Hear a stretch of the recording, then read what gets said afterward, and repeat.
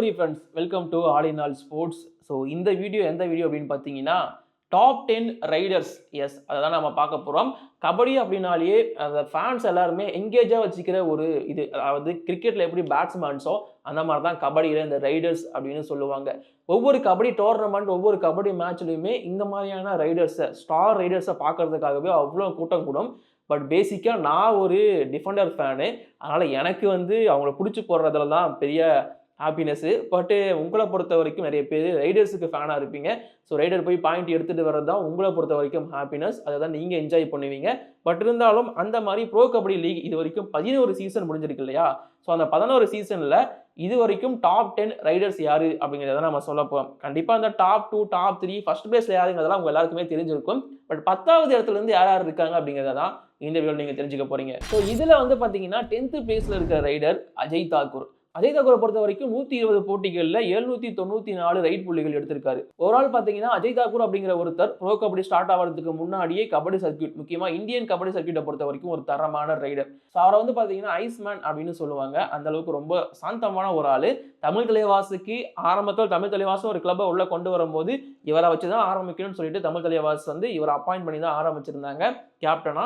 But Tamil தலைவாசில் நல்ல performance கொடுத்துருந்தாலும் அதுக்கப்புறமா தமிழ் தலைவாசால் எதுவுமே சரி, அவர் இருக்கும்போதும் சரி அதுக்கப்புறமும் சரி எதுவுமே பண்ண முடியல. அது உங்க எல்லாருக்குமே தெரிஞ்சிருக்கும். பட் அஜய் தாக்கூர் ஒரு ரைடராக சம்பவம் பண்ணியிருந்தாரு. இப்போ வந்து பார்த்தீங்கன்னா ஒரு ரைடிங் கோச், ஒரு அசிஸ்டன்ட் கோச்சாக ஆயிட்டார். கோச்சிங் டிபார்ட்மெண்ட்டுக்குள்ளே என்ட்ரி ஆயிட்டாரு. புனரி பல்டனுக்கு லாஸ்ட் சீசன் பாதியில் வந்து பொறுப்பெடுத்திருப்பாரு. இதுக்கப்புறமா அவர் ஆட போகிறது கிடையாது. அவரோட 794 ரைட் புள்ளிகள் அப்படிங்கிறது தான் இப்போதைக்கு. அவர் ஆடாமலே போனாலும் 3 சீசன் ஆடவே இல்லைனாலும் அவர் டாப் 10ல இருக்காரு. என்ன ஒன்று, இன்னும் 6 பாயிண்ட் எடுத்திருந்தாருன்னா 800 கிடைச்சிருக்கும். அதான் எனக்கு கொஞ்சம் டிசப்பாயின்மெண்ட். அடுத்ததா 9வது இடம் கோஸ் டு விகாஷ் கண்டோலா. விகாஷ் கண்டோலா வந்து ஹரியானா ஸ்டீலர்ஸ் ஆடிட்டாரு, பெங்களூரு புல்ஸ் ஆடிட்டாரு, கடைசியாக ஜெய்ப்பூர் பிங்க் பேந்தர்ஸில் இருந்தார். பட் எனக்கு விகாஷ் கண்டோலா அப்படின்னா ஞாபகம் வருது வந்து ஹரியானா ஸ்டீலர்ஸ் தான். 128 போட்டிகளில் 813 ரைட் புள்ளிகள் எடுத்திருக்காரு. இன்ஃபேக்ட் இந்த 700, 800லாம் எப்போவோ அவர் ரீச் பண்ணிட்டாரு. பட் இருந்தாலும் அதுக்கப்புறமா பர்ஃபார்மன்ஸ் அப்படிங்கிறது சுத்தமாக வரல. லாஸ்ட் சீசன் ஜெய்ப்பூருக்காக இருந்தாலும் சரி, அதுக்கு முன்னாடி பெங்களூர் புல்ஸ்க்காக இருந்தாலும் சரி, பர்ஃபார்மன்ஸ் அவரால் பெருசாக பண்ண முடியல. அவரை ஃபைன் பண்ணிட்டாங்க அப்படின்னு தான் சொல்லணும். அதிலிருந்து அவர் மீண்டு வரவே முடியலை இது வரைக்கும். சீசன் 11 வரைக்கும். மேபி சீசன் 12 மீண்டு வருவார் அப்படின்னு எக்ஸ்பெக்ட் பண்ணப்படுது. பட் எந்த டீம் எடுக்க போகிறாங்க, அவர் எஃபெக்டிவாக யூஸ் பண்ணுவாங்களாங்கிறதெல்லாம் ஒரு பெரிய கேள்விக்குறி இருக்குது. கண்டிப்பாக ஜெய்ப்பூர் பிங்க் பேந்தர்ஸ் அவரை ரீட்டைன் பண்ண மாட்டாங்க. தெரில, பார்ப்போம். 1000 ரைட் புள்ளிகளை ரீச் பண்ணி தான் வெளியே போவார்னு எக்ஸ்பெக்ட் பண்ணுறேன். அதான் அவருமே மென்ஷன் பண்ணியிருக்காரு. ரீச் பண்ணால் சந்தோஷமாக இருக்கும். 8th பிளேஸ் கோஸ் டு, இவர் ஒரு ஆல்ரவுண்டராக தான் மதிக்கிறாங்க. முன்னாள் இந்தியன் டீமோட கேப்டன் தீபக் நிவாஸ் ஹூடா. கடைசியாக அவர் வந்து பெங்கால் வாரியர்ஸில் இருந்தார். 157 போட்டிகளில் 1020 ரைட் புள்ளிகளை ரீச் பண்ணியிருந்தார். ஸோ இவருமே இந்த பாயிண்ட்லாம் எப்போவோ எடுத்துட்டாரு. ஜெய்ப்பூர் பிங்க் பேந்தர்ஸில் ஆடி இருப்பார். அப்போவே இவருக்கு வந்து எல்லாமே கிடைச்சிருச்சு. பட் அதுக்கப்புறமா ஜெய்ப்பூர் ரிலீஸ் பண்ணதுக்கு அப்புறமா இவருக்கான வேல்யூ எங்கேயுமே கிடைக்கல அப்படிங்கிறது தான் டிசப்பாயின்மெண்ட். தீபக் நிவாஸ் ஹூடாவை பொறுத்த வரைக்கும் இந்தியன் டீமோட அசைக்க முடியாத ஒரு ஆல்ரவுண்டர் அண்ட் கேப்டனும் கூட. பட் இப்போ பவன் ஷராவத், பர்தீப் நர்வால் அண்ட் மேலும் சில ஸ்டார் பிளேயர்ஸ்லாம் உள்ளே வந்ததுனால இவருக்கு இந்தியன் டீம்லையும் இடம் கிடைக்காம போயிருச்சு. இங்கே பிகேஎல்லையுமே அன்சோல்ட் ஆகிட்டாரு. So Deepak Niwas Hooda one of the legend. Riding டிபார்ட்மெண்ட்டை பொறுத்த வரைக்கும் அவ்வளவா டேக்கிள் பண்ண மாட்டார். பட் டேக்கிளும் பண்ணக்கூடிய ஒரு ஆல்ரவுண்டர் தான். 1000 பாயிண்ட்டுக்கு மேலே எடுத்திருக்காரு. பட் இதுக்கப்புறமா அவருக்கு ஆடுறதுக்கான வாய்ப்பு பிகேஎல்ல கிடைக்காது அப்படிங்கிறது தான் கொஞ்சம் disappointment. So Deepak Niwas Hooda 8th பிளேஸில் இருக்காரு. 7வது இடம் வந்து தலஃபாரி ரீசன். தமிழ் தலைவாஸ் டீம்லேருந்து ஒருத்தர் தான். நம்பி எடுத்தாங்க தமிழ் தலைவாஸ். பட் இந்த சீசன் அவரால் பர்ஃபார்மன்ஸ் பண்ண முடியல. பட் இவர் 1000 புள்ளிகளை ரீச் பண்ணது அது தமிழ் தலைவாசில் தான். 145 போட்டிகளில் 1034 ரைட் புள்ளிகளை எடுத்து இப்போதைக்கு 7வது இடத்துல இருக்கிற பிளேயர் வந்து சச்சின் தன்வர். சச்சின் தன்வர், தமிழ் தலைவாஸ். இப்போ நீங்கள் புதுசாக பார்த்துருந்தீங்க அப்படின்னா பட்னா பைரேட்ஸ், அதுக்கப்புறமா தமிழ் தலைவாஸ், இப்படி தான் உங்களுக்கு தெரிஞ்சிருக்கும். பட் இவரோட டெபியூட் அப்படிங்கிறது நம்ம மன்பிரீத் சிங் கண்டுபிடிச்ச ஒரு ஜெம் தான் இந்த சச்சின் தன்வர். குஜராத் ஜெயண்ட்ஸில் தான் இவரோட டெபியூட் அப்படிங்கிறது நடந்திருக்கும். ஸோ அங்கேயே அவர் சூப்பரான பர்ஃபார்மன்ஸ், அவர் டெபியூட்டான சீசன், அதுக்கு அடுத்த சீசன் சொல்லிட்டு நல்ல பர்ஃபார்மன்ஸ் கொடுத்துருப்பாரு. அதுக்கப்புறமா பட்னா வந்தார், பட்னாலையும் நல்ல பர்ஃபார்மன்ஸ் கொடுத்தாரு. பட் அவரோட தமிழ் தலைவாசி என்ட்ரி மட்டும் தான் கொஞ்சம் டிசப்பாயின்மெண்ட். இது என்னவோ தெரியல, தமிழ் தலைவாசிக்கு யாரும் வந்தாலும் ஆட மாட்டாங்க. தெரில, பார்ப்போம் என்ன பண்ண போகிறாங்க. தமிழ் தலைவாஸ் புதுசாக ஒரு யங்ஸ்டர்ஸ் எடுத்து ப்ரொடியூஸ் பண்ணலாம். அது நம்ம தனியாக அடுத்த வீடியோவில் பேசுவோம். ஸோ சச்சின் தன்வர் வந்து தமிழ் தலைவாஸ்க்காக ஆடின பிளேயர். ஸோ அவர் தான் 7வது இடத்துல இருக்காரு டாப் 10 ரைடர்ஸ் லிஸ்ட்டை பொறுத்த வரைக்கும். 6வது இடம் வந்து பார்த்தீங்கன்னா த ஷோமேன்.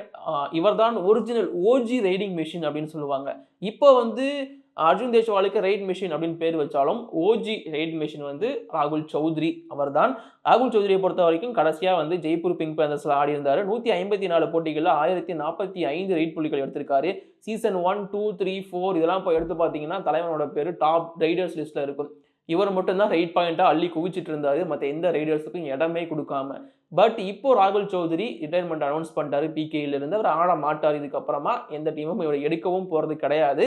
பட் ராகுல் சௌத்ரிலாம் எனக்கு இப்போ வரைக்கும் மெமரி இருக்குது, அந்த தெலுங்கு டைட்டன்ஸ் ஜெர்சியை போட்டு கலக்கிருக்காரு. அண்ட் அது மட்டும் இல்லாமல் தமிழ் தலைவாசுக்குமே ராகுல் சௌத்ரி ப்ளே பண்ணியிருக்காரு, ஜெய்ப்பூர் பிங்க் பேந்தர்ஸில் ஆடிக்காரு, புனரிபல்டன் போயிருக்காரு. இந்த மாதிரி பல டீம்ஸ் அவர் ஆடி இருந்தாலும் தெலுங்கு டைட்டன்ஸ் தான் அவரோட பொற்காலமாக இருந்துச்சு. அதுக்கப்புறமா அது எல்லாமே காணாமல் போயிடுச்சு. இப்போ நம்ம டாப் 5குள்ளே வந்துட்டோம். 5வது இடம் நவீன்குமார் கோயத். டெல்லிக்காக மட்டும்தான் ஆடி இருக்காரு. 107 போட்டிகள்லேயே 1102 புள்ளிகள் எடுத்திருக்காரு. ஓவராலா நவீன்குமார் கோயத்தை பொறுத்த வரைக்கும் இந்த சூப்பர் 10 எடுக்கிறதுல மிகப்பெரிய கில்லாடி. கண்டினியூஸா சூப்பர் 10 எடுத்த ரெக்கார்டு இவர்கிட்ட தான் இருக்கு. அது எவ்வளோ ரெக்கார்டு, அதாவது நவீன்குமார் கோயத்துக்கிட்ட தான் தொடர்ந்து கன்சிக்யூட்டிவா அதிக சூப்பர் 10 எடுத்த ரெக்கார்டு இருக்கு. அது எவ்வளோ எத்தனை அப்படிங்கிறத மறக்காம கீழே கமெண்ட் பண்ணுங்க. எத்தனை பேர் கரெக்டாக கமெண்ட் பண்றீங்க அப்படிங்கிறத பார்ப்போம். ஸோ நவீன்குமார் கோயத் இந்த டாப் 10 ரைடர்ஸ் லிஸ்ட்டை பொறுத்த வரைக்கும் இன்னும் மேலே வரதான் போறாரு. பட் அடுத்த சீசன் எந்த டீம் எடுக்க போறாங்க அப்படிங்கிறத ஒரு பெரிய கேள்விக்குறி இருக்கு. 4வது இடம் கோஸ் டு அர்ஜுன் தேஷ்வால். அர்ஜுன் தேஷ்வாலை பொறுத்த வரைக்கும் அவர் ஜெய்ப்பூர் பிங்க் பேலஸில் ஆடி இருக்காரு, அங்கே தான் இப்போ வரைக்கும் ஆடிட்டு இருக்காரு. இதற்கு முன்னாடி அவர் ஒரு சில டீம்ஸ் ஆடி இருந்தாலும் ஜெய்ப்பூர் பிங்க் பேந்தர்ஸில் தான் அவர் எல்லாருக்குமே தெரிஞ்சிருக்காரு. 114 போட்டிகளில் 1174 புள்ளிகள். கம்பேர் டு நவீன்குமார் கோயத் இவரும் ஈக்குவலான பர்ஃபார்மன்ஸ் கொடுத்துருக்காரு. இப்போ ரைட் மிஷின் அப்படின்னு அழைக்கப்படுறது வந்து இந்த அர்ஜுன் தேஷ்வால் தான்.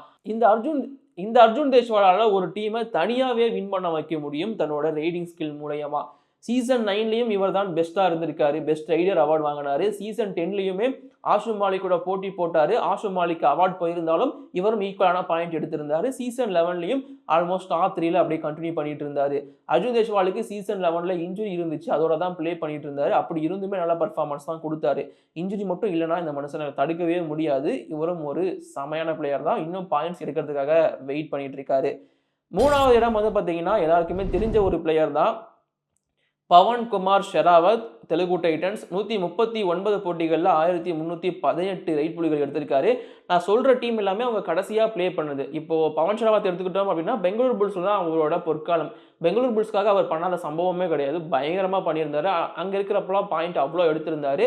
அண்ட் தென் அதுக்கப்புறமா தமிழ் தலைவாஸ் வந்திருப்பார். பட் தமிழ் தலைவாஸில் 10 நிமிஷம் தான் தமிழ் தலைவாஸ்க்கு ஆடிட்டு இருப்பாரு. அதுக்கப்புறமா இன்ஜுரி வெளியே போயிட்டாரு. இப்போ தெலுங்கு டைட்டன்ஸ்க்காக தான் ஆடிட்டு இருக்காரு 2 சீசனா.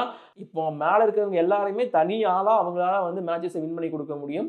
ஒரு டிஃபெண்டராகவும் பர்ஃபார்மன்ஸ் பண்ணி, ரைடராகவும் பர்ஃபார்மன்ஸ் பண்ணி ஒருத்தரால பாயிண்ட் எடுக்க முடியும்னா அது பவன் ஷெராவத் தான். அதுக்கு அவரை பற்றி பேச என்ன இருக்குது, நிறைய பேசிட்டோம். செகண்ட் பிளேஸ் எல்லாருமே கெஸ் பண்ணியிருப்பீங்க, man heater mighty Maninder Singh. 158 போட்டிகளில் 1528 ரைட் புள்ளிகள். பெங்கால் வாரியர்ஸ் தான் அவர் ஆடுற டீமு. மணிந்தர் சிங் இதுக்கப்புறமா பாயிண்ட்ஸ் எடுக்க முடியுமா, இதுக்கப்புறமா அதே ஃபார்மில் இருப்பாரான்னு கேட்டிங்கன்னா தெரில, டவுட்டு தான். மணிந்தர் சிங் ஒரு 4 பேர் பிடிச்சா கூட இழுத்துட்டு வர அளவுக்கு ஸ்ட்ரென்த்தான ஒரு பிளேயர். பட் வேகமான பிளேயர் கிடையாது. ஸ்லோ அண்ட் ஸ்டெடியாக ஸ்கோரை கொண்டு போவார், டீமு அப்படி தான் கொண்டு போவார். அவரோட ரைட் புள்ளிகளும் அப்படி தான் இன்க்ரீஸ் ஆகும். ஸோ அவர் பெருசாக பர்ஃபார்மன்ஸ் பண்ணுற மாதிரியே தெரியாது. திடீர்னு சூப்பர் 10 அப்படின்னுவாங்க. இல்லை சூப்பர் 10 எடுக்கலனாலும் பரவாயில்ல, இந்த 8 பாயிண்ட் 9 பாயிண்ட் இப்படியே மேட்ச் ஆவரேஜாக எடுத்துகிட்டு வர ஒரு கன்சிஸ்டண்டான பிளேயர். ஸோ அந்த பெங்கால் வாரியர்ஸில் அவர் கொடுத்த பர்ஃபார்மன்ஸ் எல்லாருக்குமே தெரிஞ்ச விஷயம் தான். பட் மணிந்தர் சிங் இப்போ 1528 1600 ரீச் பண்ண வராங்க. அதில் கூட எனக்கு டவுட் இருக்குது. பிகாஸ் ஏதாச்சும் ஒரு டீம் அவரை வந்து பெருசாக யூஸ் பண்ணணும். இப்போ அவருக்கான வேல்யூ டவுன் ஆயிடுச்சு. ஃபர்ஸ்ட் பிளேஸ் அன்டவுட்டட்லி எல்லாருக்குமே தெரிஞ்சிருக்கும் இந்த பிளேயரை. அண்ட் இப்போ நாம் பேசுகிற லிஸ்ட்லேயே அதிகமான போட்டிகள் ஆடி இருக்கிற பிளேயரும் இவர் தான், அதிகமான ரைட் புள்ளிகளை வச்சிருக்கிற பிளேயரும் இவர் தான் ரெக்கார்ட் பிரேக்கர் அப்படின்னு அழைக்கப்படுவார், ருக்கி கிங்னு சொல்லப்படுவார். பட் இவருக்கு தான் ஃபர்ஸ்ட் பிளேஸ் போகுது. ஆக்சுவலி இவரை நீங்கள் இதுக்கப்புறமா ரெக்கார்ட் பிரேக்கர்னு சொல்லக்கூடாது, ரெக்கார்ட் மேக்கர்னு சொல்லுங்கள். பர்தீப் நர்வால் 190 போட்டிகளில் 1801 ரைட் புள்ளிகள். ஸோ இந்த 1800 அப்படிங்கிறத பெங்களூரு புல்ஸோட கடைசி லீக் மேட்சில் தான் ரீச் பண்ணார் தலைவன். அப்போ அவரை தூக்கி வச்சு கொண்டாடினாங்க. ஏன்னா ப்ரோ கபடி ஹிஸ்ட்ரியிலேயே ஃபஸ்ட்டு ஒரு பிளேயர் 1500 1600 1700 1800 ரீச் பண்ணுறதுலாம் அவ்வளோ ஈஸியான விஷயம் கிடையாது. அதாவது ஒரு ரைடர் 1800 புள்ளிகளை ஒரே ஒரு லீகில் வந்து அச்சீவ் பண்ணுறாரு, அதுவும் எல்லா சீசனும் ஆடலை அப்படிங்கும்போது இதெல்லாம் மிகப்பெரிய விஷயம்.